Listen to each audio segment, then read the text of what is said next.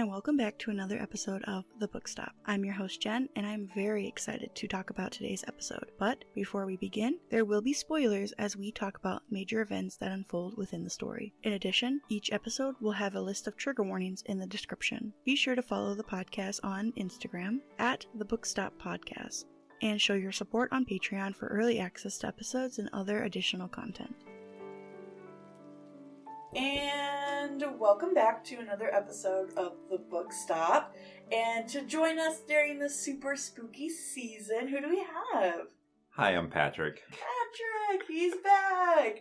Patrick, what book did you bring and why? I brought The Hacienda by Isabel Cañas. I was looking on Goodreads because it's October and I wanted to bring a spooky book, and like the synopsis of this and what it's about kind of really interested me. It has a lot of history. I really like history books, so to bring history and fiction together in a spooky way kind of really drew my attention. Absolutely. A lot of people were calling this a few things, like a historical fiction, horror. I heard a lot of like gothic romance, a lot of gothic in there. I'm not very familiar with gothic style, so I was really excited to jump in and read something new. But yeah, let's get started. So you were going to summarize this book in 30 seconds. 30 seconds, okay.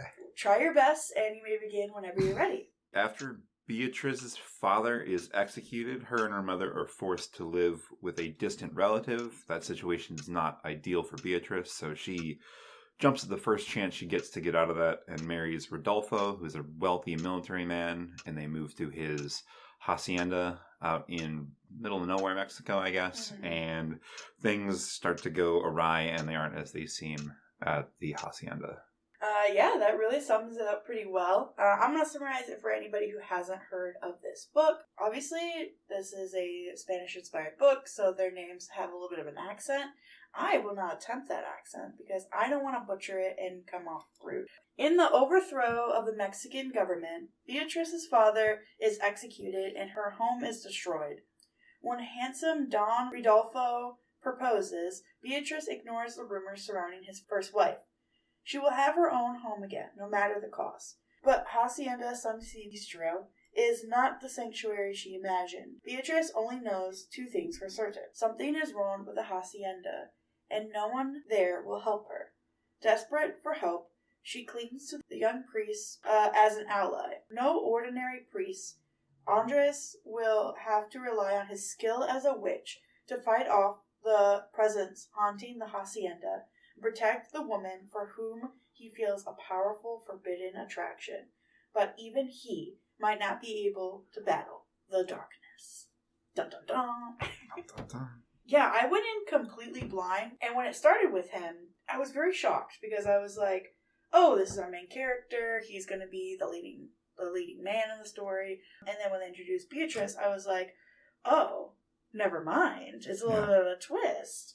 So it was very interesting to be introduced with him first at the very beginning of the story. So what would you say in this book is a quote that you really enjoyed? I have one quote that I think is my favorite quote, and then that quote kind of ties into a couple other quotes, and there's this like theme that kind of carries throughout the three quotes that I have. All right, that's again, pronunciation. I'll try my best. The Tlachiqueros took their machetes to the sharp fields of maguey. Agave flesh does not give like man's. The Tlachiqueros lift their machetes and bring them down again and again.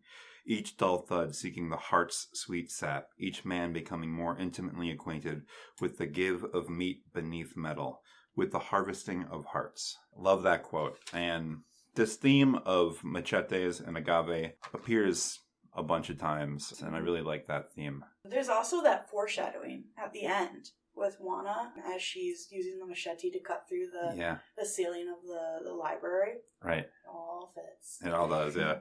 It was a cursed place. It could never be home, not for her and not for me. I want to leave and never come back. Where would you go?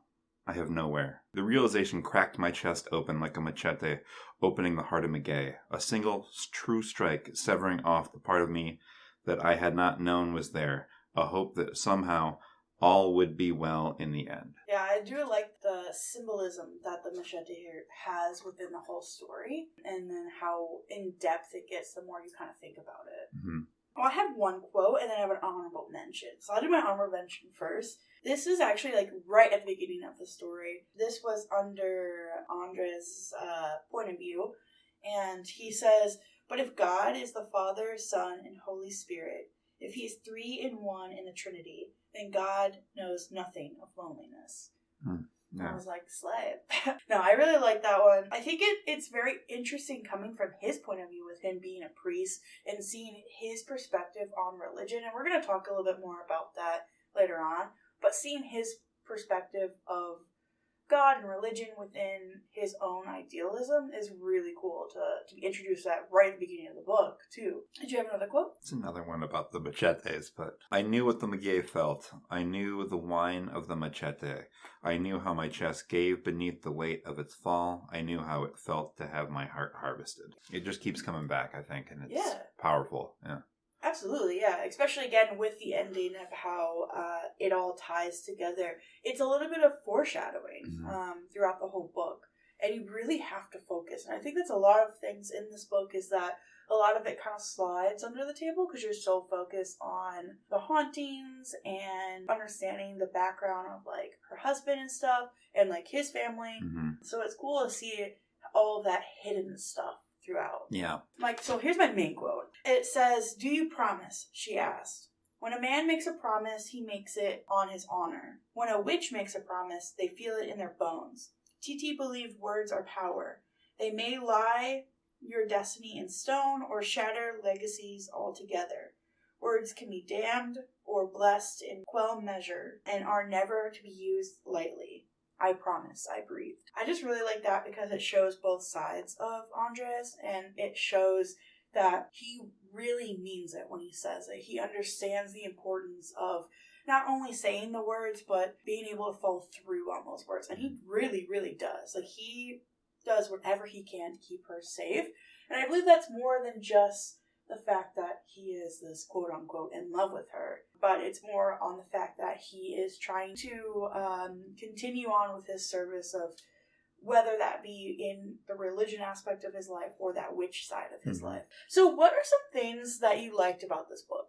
I liked the switching POVs a lot. How it switched in between the POVs of Andres and Beatrice so seamlessly and kind of told the story from different perspectives and then kind of met in the middle and then told it from both when they were together. It really gave a sense of both sides of the story. One from Beatrice's POV where she's actually experiencing all of these, and then from an outsider's POV who witnesses not only her experience but then kind of gets brought into the experience at the house. Oh yeah, absolutely. Because he has that background with it as well. I really also enjoyed the time skips within the POVs. I think that is really powerful because it's a great way to show information without it feeling forced, I guess, in the retelling. So I really enjoyed the time skips. Me too, yeah. I don't know if we mentioned this, but this takes place in the 1800s. I want to say between 1820 to 1824-ish, like right in those time spans. That sets the mood of the book a little bit better. It'll explain some stuff down the line.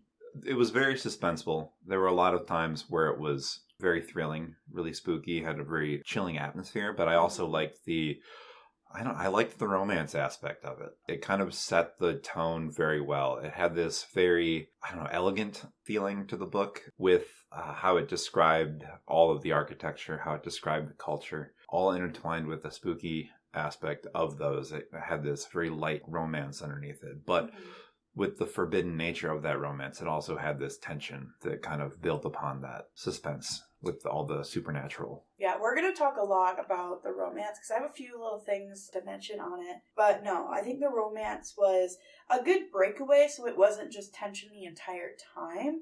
And it was able to help focus on other things. So some of my likes in the story, I really enjoyed the women within the story. I think the different kinds of lifestyles that are mentioned, as well as the histories that they provide.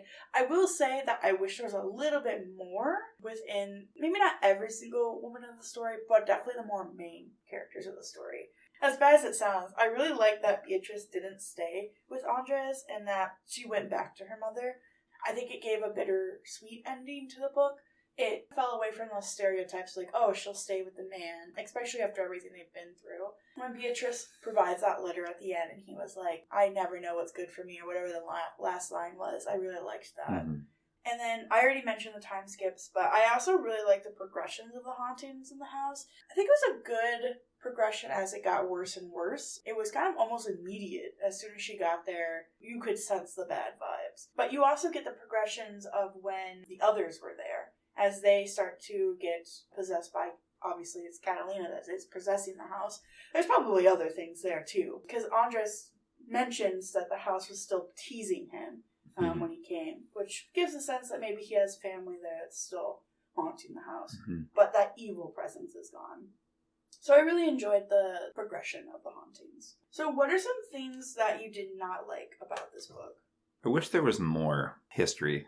I kind of came into it like assuming that we know the history and the politics of that era. And some may, but I don't. And that's what interests me. So I wish there was like a little bit more with that. There was a little bit describing like with her father and with her room that she made with her father's maps and all of that. But I wish there was more to deal with class struggles of that era. There was a lot to deal with like the colonialism aspect of it and like a lot of that. But I wish there was more, honestly.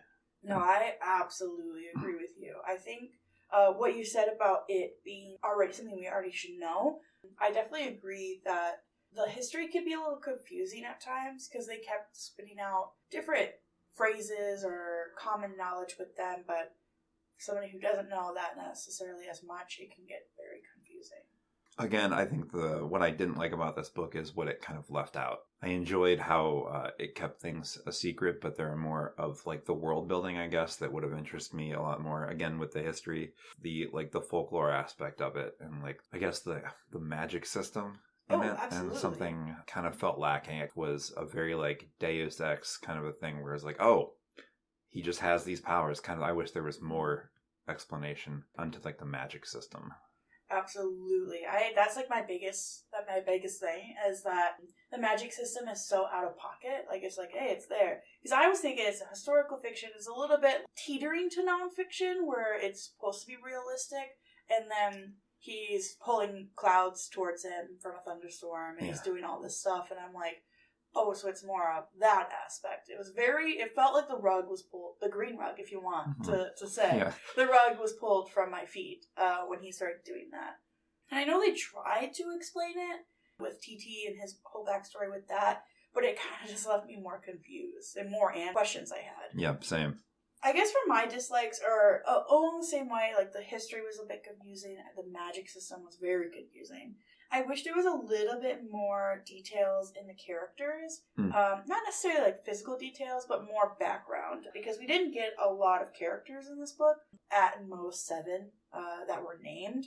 So I think we could have gotten more. I think Andres definitely had the most information. I think we could have provided a little bit more. And I have some missed opportunities that we're going to talk about later that surrounds the characters. And my last thing, I really didn't have a lot of dislikes. I really enjoyed this book.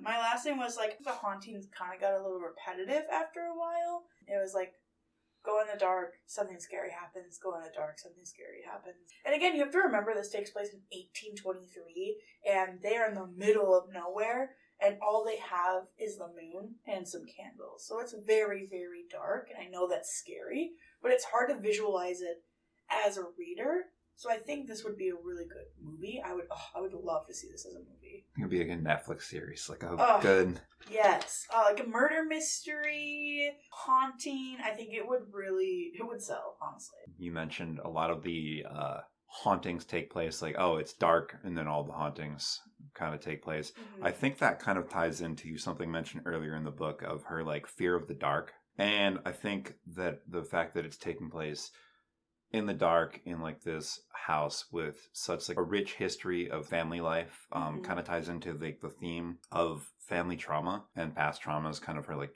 fear of the dark as a child is like the core of what is the big scary kind of thing in this. Yeah, that makes sense. Like I was reading or listening to an interview with Isabel, the author of this book, and she was saying that one of the main sources of inspiration was because she is afraid of the dark. And when she was a kid, she was afraid of the dark, and she said that whenever she got in trouble, she had to go to like a timeout place, and it was the last step in her basement.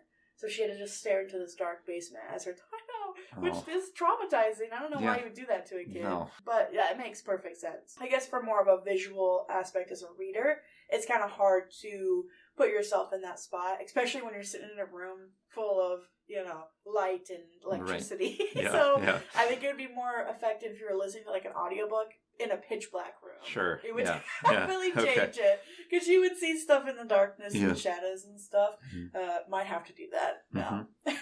So with the history of the independence, Mexico from Spain, again, I really, really wish we had a little bit more. I think that for the relevance of this book, I don't know, it just didn't pan out in the end. And I just didn't really see the relevance of it within the long run. I'm somebody that loves history, and when I read the book, I want things answered, I have questions and I want them answered. And it felt kind of just like a plot point. And I think it's too important in our history to not want to expand on that, especially when it's like set right in the center of it. No, I get that. Yes. I definitely thought that it was more of something to carry the plot forward. Just some MacGuffin is kind of like the word for that. Just something to carry the plot kind of forward.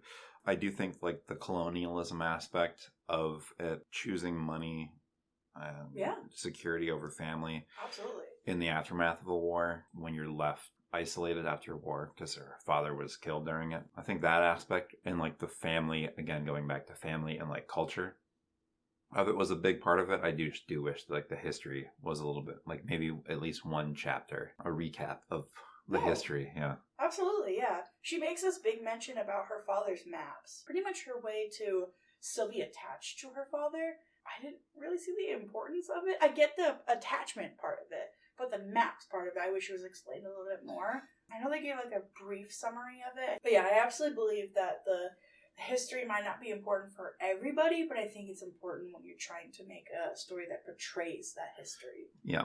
So her writing style was another big like. I wanted to make it a whole topic point because I loved her writing style. I think she writes very well. Very vivid imagery that she has going on. I think she delivers on that spooky eeriness. Again, this is taking place in the 1800s, but it has almost like a modern feel to it. And I don't know if it's just because I haven't read a lot of books from the 1820s, but it has a very modern feel to it. Beatrice's mind and her thoughts feel very modern, and I really enjoyed that. It gives what she wants with her like time period, but still offering a pleasant read because obviously back then things weren't great for women. And I enjoyed the lack of men. Just kidding. No, but I really enjoyed her writing style. I did too. As you said, like very, very vivid imagery. And her choice to have like the split POVs chapter to chapter really developed those characters very well. Yeah. Giving us time to be with those characters on their own, kind of to see how they act, and then we have the when they're mixed to see how they interact. Yeah. From the rat on the doorstep up to finding the body in the wall, up to the fire in the house, like everything is just so vividly written. I will say that she used the word stucco a little too much. I was wondering that, and I thought that it was going to amount to something, but I think it was just stucco. Stucco. Yeah. I don't think there's anything else you can use to describe that. I guess, try to describe this building, but yeah, the amount that she said stucco, and what was the other one? Copal? Copal? Copal, yeah. The amount of time she said those two words, I was like, wow. That takes up the whole book. I won't falter for that. I did really like her writing style. I would love to read more from her, to learn more of her aspect. I don't know. She did just release, I was looking it up, like a vampire book. Yes, so, it was like the Vampires of the North or something like that. Vampires of El Norte. Yeah. Oh gosh, I want to read that one so bad. I think it's just Spanish Twilight. I love it. It's vampires and vaqueros, which is like cowboys face off. Stop. So. Okay, I'm writing that down. I'm ordering it right now. That sounds amazing. Yeah. So obviously we have a priest. So when I was being introduced to him, I was a little worried. I'm not gonna lie, because I'm like, oh God, we're gonna have this holy man in here, and he's gonna make everything about God and it's religion. going to be like Salem's Lot again. Where it's just like the priest who's...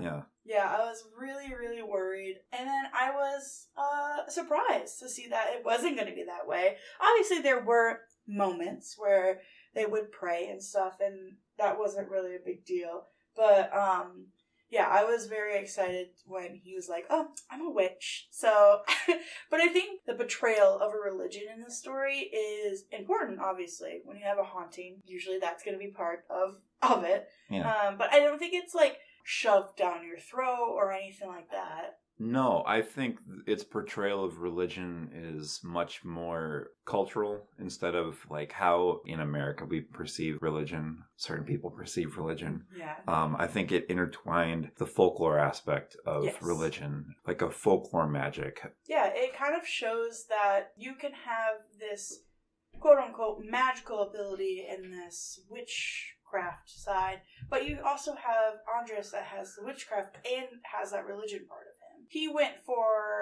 to become a priest for a lot of different reasons, and a lot of it wasn't his choice, but he did it because he wanted to kind of right the wrongs, and it ultimately saves a lot of lives. Like, he's a very important people to a lot of people in this community, in this town.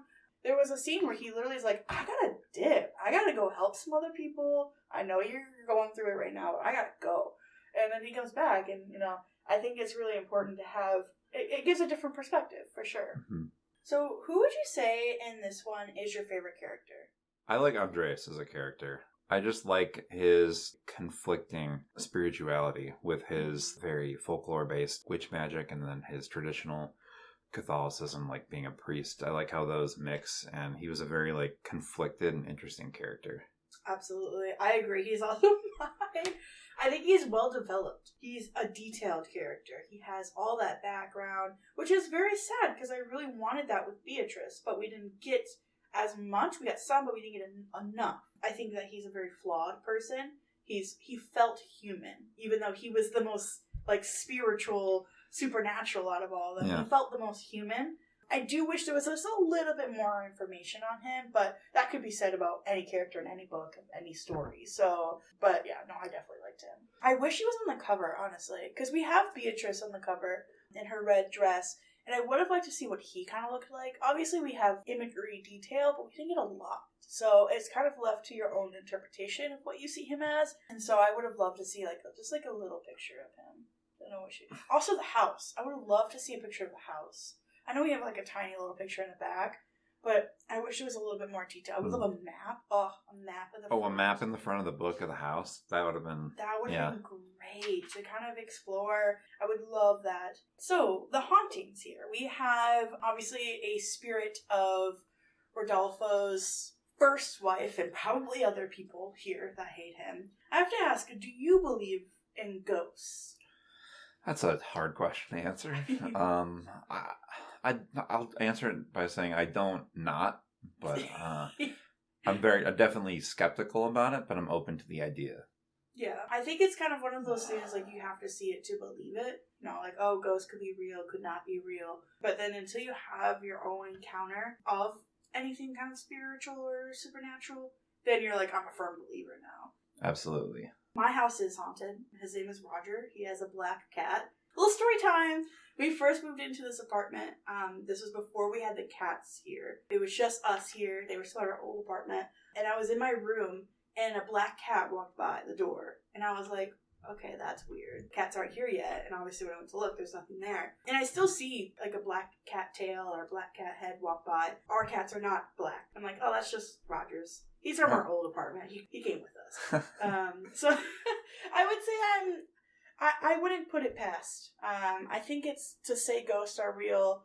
I think it's more of a feeling. I don't think there's like, if I look over, there's an apparition that's a full-fledged person. But I think there could be vibes, I guess, or remnants of like a personality imprinted on a space. Yeah, absolutely. Yeah, I think there could be history anywhere, and that history can be good or bad. And I think your experiences and how you perceive those can definitely change your mindset on it. So I was looking at some reviews, and a lot of the biggest reviews was saying that this book is very predictable, Would you agree with that? Did you think it was predictable in any way? Or were you kind of like shocked? I do think it was predictable, but I don't necessarily think that's a bad thing. I liked the predictability about it. It's kind of fun. It's kind of like playing a video game that you've played before in a different way. Like if you play like Skyrim as like orc versus like a Nord, you're just playing something that you know how it may go, and it may go this way or it may go that way. And when it happens, you're kind of pleasantly surprised. I wouldn't say that I was caught off guard by anything, but I was pleasantly like surprised by the direction it took. Because with a haunted house story, there's very formulaic routes that you can take. And in that genre, it's predictable, but there's different routes that it can take. And I think like the pleasant surprises of which route that you take in a haunted house story kind of is like the bread and butter of that genre, you know? No, I definitely agree.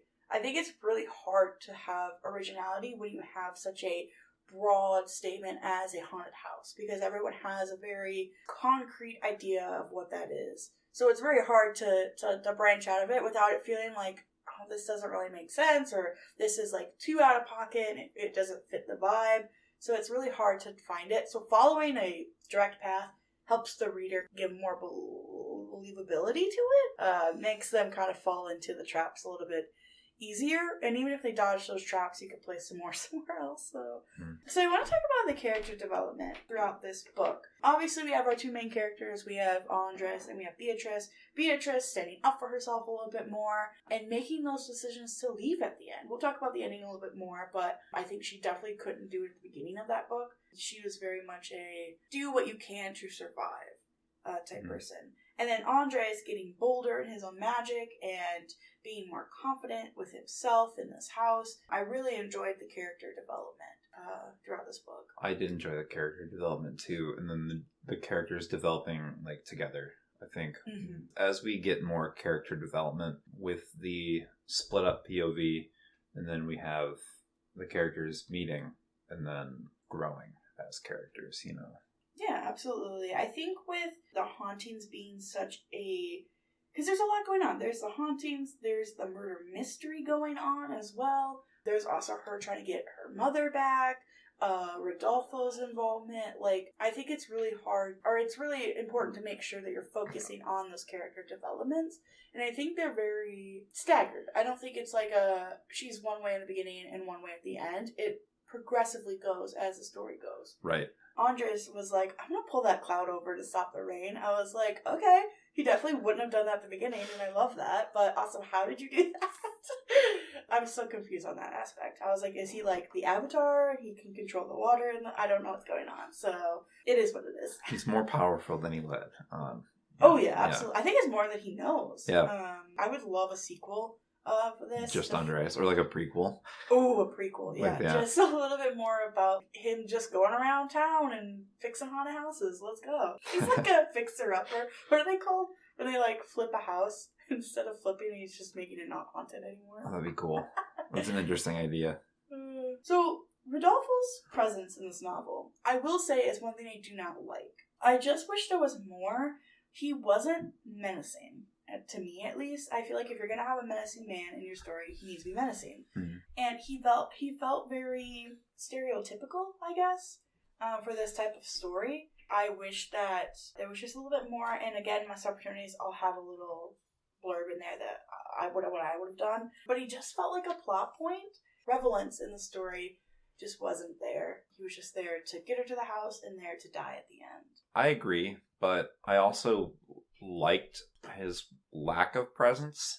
So Beatrice's decision to marry Rodolfo was to like lessen her isolation as an individual, and for her to marry Rodolfo and then get to the Hacienda only to find that he just leaves, she's even more isolated. I think that was kind of intentional to kind of have this character seen as a way out be not there. Show that there are like ramifications for her decisions. Yeah, I definitely see that. Because she has to learn how to be the woman of the house. Right. And even when he left, he was like, her word is my word. Whatever she says goes. And it's giving her that authority that she's never had before. So it's her learning about herself and how she wants to live in this house. Yeah. I just think that his presence, while he's there, should be more. I agree. I think a way that give him more of a presence was to do more flashback kind of POVs and have like Rodolfo in the house before Beatrice moves in, and we have just Rodolfo as a person before.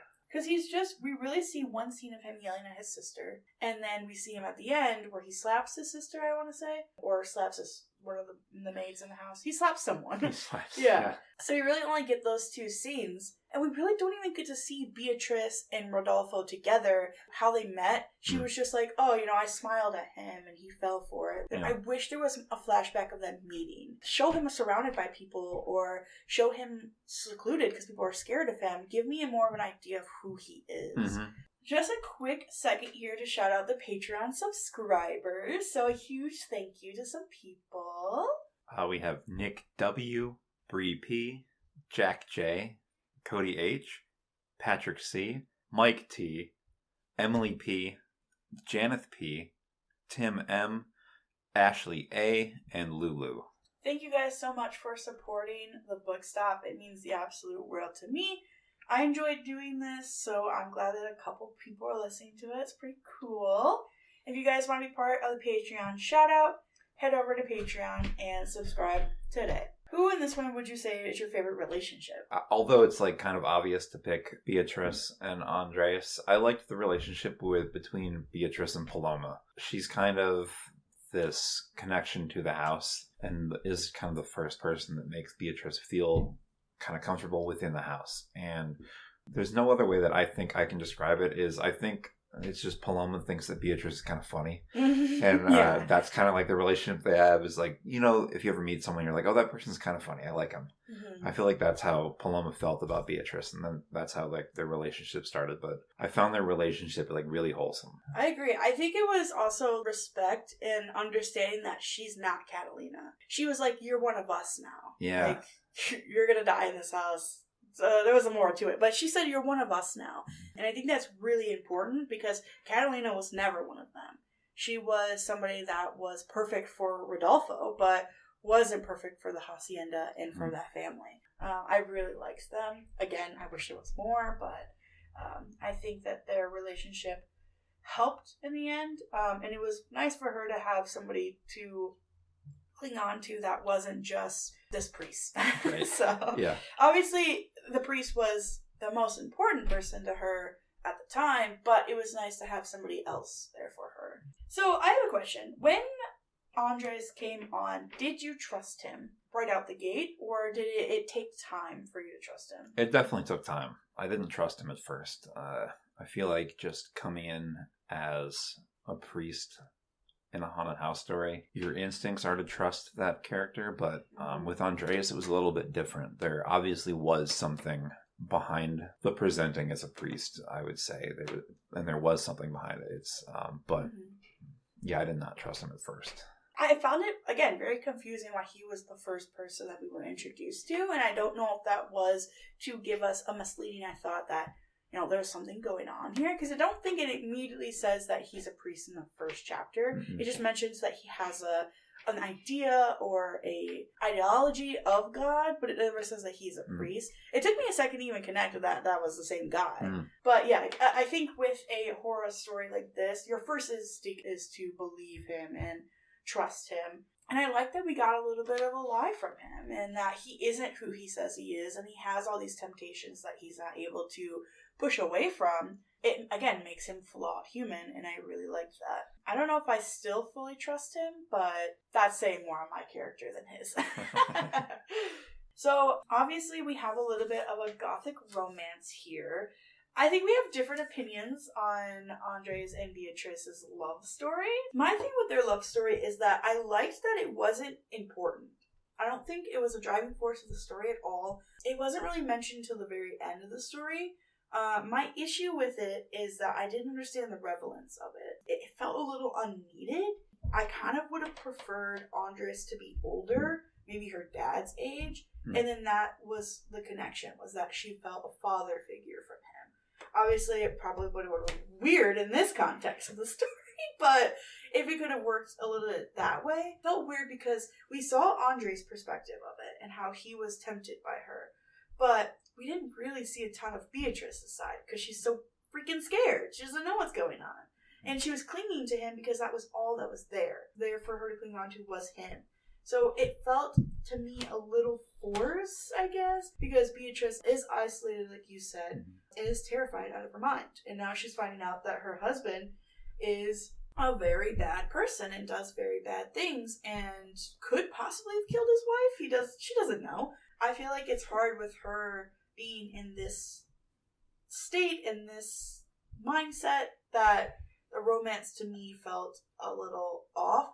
But what are your thoughts on it? Did you think it was important? Did you like the romance? I liked the aspect of it. I don't think it was essential. I did like how they chose that as what breaks the tension of the horror in the book. Again, it was predictable, but I liked that aspect of it. I don't know if I necessarily liked the nature of their relationship, how it was like, oh, he's there and she's gonna pick him. Yeah. But I do feel like with his power and his like stance in the house, he became like a source of safety, which is how I feel that how that relationship bloomed. I agree with you that it wasn't, I don't think it was essential to the plot, but I enjoyed that they picked that instead of, I don't know, like comedy as a relief. Yeah, it would have changed this whole plot. Yeah. Mm-hmm. No, I do like what you said, that he was a sense of safety to the point that she ran out of her house in just her nightgown, which is like, back then, very scandalous. Mm-hmm. Ran out in just her nightgown in the pouring rain to run away from his house and her husband to his arms, which gives, a good alibi for what happens in the aftermath of that. But the connections was important because when you go through a traumatic event with somebody, your connection to that person is a lot stronger. Correct. And then you only have that other person to lean on for pretty much the rest of your life. The way that she did it, Isabel did it, was good in the sense that she didn't shove it, again, down our throat. It was very, subtle, and it was, secret touches here, secret looks here. But at the end, when it felt a little bit forced, especially after we learn about Rodolfo's incidents that he has at the end. We won't go into it, but the things that he does kind of pushes them closer together. And I don't know if that was really important, that it was big of a decision within the writing of the story. Okay. But I don't know. That's just my perspective on it, I guess. I have a quote that I thought kind of summed up the reasoning behind their relationship. Yeah, of course. It was, our relationship was founded on one thing and one thing only. My world was a dark, windowless room, and he was a door. Mm-hmm. I see that as she's just taking another opportunity, as she did with Rodolfo in the beginning. She took the opportunity with Rodolfo to escape the situation at her aunt, I guess? A distant relative. Cousin or something. To get out of there, and then she sees another opportunity in Andres to get her out of the darkness that is the hauntings, I guess. Yeah, she's got a very one-track mind. Mm-hmm. She specifically says, I do not love Rodolfo. I am marrying him so I could have a better life, to eventually get my mother a better life, even though that does give a driving force between them. Her and her mother follows through with her character. It's it's a very one-track mind. Mm-hmm. And back then, that's kind of how you had to live to survive, which is sad. But so the ending, obviously, we have Rodolfo comes home, the hauntings get worse, Juana kills her brother. Spoilers, obviously. I said this at the beginning of the podcast, but spoilers. Rodolfo getting murdered by Juana almost killing Beatrice. She goes home, which, again, I really enjoyed. I like that they didn't end up together. Did you think that it was a good closure? Did you enjoy the ending? Did you think it was satisfactory? I did, yeah. I liked the open-endedness at the end as well. I thought it was a very, again, with her deciding to leave and not stay with Andrea, just shows how much of an opportunist she is, and kind of just takes advantage of the different situations. And she has the opportunity to leave, and she does. Mm-hmm. So to say selfish is a rude word. I don't think it's selfishness. Yeah, I think it's self-preservation is a better word. Obviously, she regrets a lot of the things that she does, and she hates that her mother is a casualty in that, and she does whatever she can to fix it. Preservation of her own future is an important character quality of her, and I really enjoyed that. It makes her flawed as well. Juana coming out and killing her brother, I felt like, again, it was predictable. but I don't think it was like a bad thing. I think it was kind of just on the nose. Yeah. I wish there was just a little bit more with Rodolfo's character. He just felt lacking to me. Yeah, and I think that would have been better summed up in like flashbacks of his previous life before the marriage. Yeah. I do like that it did not bring us with him to the Capitol. I like. Oh my god, yeah. That would have been excruciating just to hear him do politics, I guess, in the Capitol. I don't know. More of him before, like who he was before, kind of to build us up to the climax of the revelation. He's a bad person. Supplement that with small trickles of his history before the house. Absolutely, yeah. I wouldn't have liked Rodolfo's point of view, but I think it would have been good because we could have saw him away from Beatrice and how he is maybe seeing other women and how he's not delivering those letters to her mother. Right. To show that backstabbery and that he's not a good person, just trickled in a little bit because then it gives the reader more of a hold over him where Beatrice doesn't know yet. But we know as a reader. So we're saying, oh, you know, she's like, oh, my husband. And we're like, ew, he's trash. Right. And we feel vindicated how he dies. He is. Yeah, absolutely. I think it could have been a hit or miss either way. Did we need another point of view? No. But I think it would have been good to have. Do you want to play a game? Yeah. All right. So the game I have for us today is you are going to try to name as many ways to rid a hacienda of a ghost. And you are just going to try your best. And you may begin now. Obviously, an exorcism, burning sage, holding a seance, burning the house down, asking nicely for the ghost to leave. Introduce a bigger, meaner ghost that you have control over to fight the ghost that's in your house. Okay. Hiring a team of paranormal investigators like Zach Bagans to rid the house. Move. Okay. Out of a vacuum cleaner, like Luigi's Mansion. Just... like right up. And that's all I got. All right. You know, you got a lot on here I didn't even think of. Okay. Yeah, you definitely succeeded. So ones I have on here: holy water, salt barriers, being blessed by a priest, holding a cross or having cross in the houses, commanding by God's name, saying Latin prayers, destroying earthly attachments, burning the bones of the deceased, or giving it a reason to pass over. But I like your more creative ideas. Okay. I'll have to try the vacuum one. But I don't know, Roger and me, we're just hanging out. We're fine. So I'm not too worried about it. Great job. Thank you. Yeah. I like it. So what are some things that you would have done differently, would have changed if you were writing this book? This is just purely our own opinions. More history, obviously. More with the magic system. I like a short book, but I think if this book were a little bit longer, I think it would have helped. There's not much I would have changed. I like the book. I agree with the length. I think this one is like 350-ish. Yeah. Extra 50 pages even. I think we could have gotten a little bit more detail out of it. Like an afterword. Yeah, kind of, an epilogue or something. Yeah. I agree with the history. I know we said it a lot. I think it's just really important. I think it's important to have that in there to help with the follow-up of the time frame and helping the readers understand. I said I would have loved some footnotes in there of Spanish terms, Spanish ideas, the titles, because I was very confused. And I started looking them up at the beginning, but there's just so many that I was spending more time on Google than I was reading the book. So I really wished there was some footnotes in there just to help the readers that aren't fluent in Spanish. Not that you have to be fluent in Spanish to read this book, but it definitely helps. I said for the actual book inside, though, is a little bit more connections to Beatrice's mother. Obviously, they left on bad terms, but we really didn't see it. I think that extra 50 pages could have been used to show the day she left. Show her mother being angry.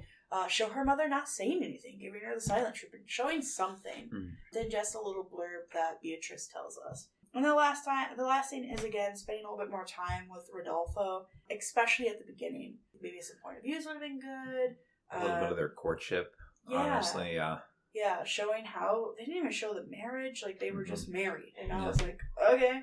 I get that the Hacienda is literally the main focus of the book, but those things are important. Helping the reader understand that aspect is going to help the reader follow along the book a little bit more.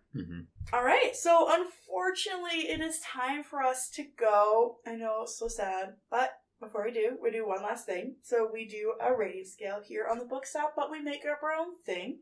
So I would give The Hacienda by Isabel Cañas 4 scary sleepovers to fight a spirit out of 5. Really enjoyed this book. I think it's a good, eerie, spooky book. I would have loved to reread this again. I think it's a book that you need to read again because there's so many things that are hidden throughout. And maybe I just didn't pick up on the first time. So I would love to read it again, learn a bit more. It was spooky. I think it was a decent, good book. Honestly, I like the book too. I would rate it 4 skeletons in the wall out of 5. It's a great spooky book. I felt it was very atmospheric in its telling of the haunted house. I felt very immersed in the Hacienda. Honestly, just the way it was told through a different perspective, I really liked. Absolutely, yeah, great writing style. I loved her work. Well, thank you so much for coming on to the Book Stop during the super spooky season. I don't think we have anything scheduled for this year, definitely not, because we're already in freaking October, which is crazy. But I'm sure you'll be on next year. Sure. If you guys want to see Patrick on again, interact with this episode, like, share, subscribe, all that good stuff. Bye.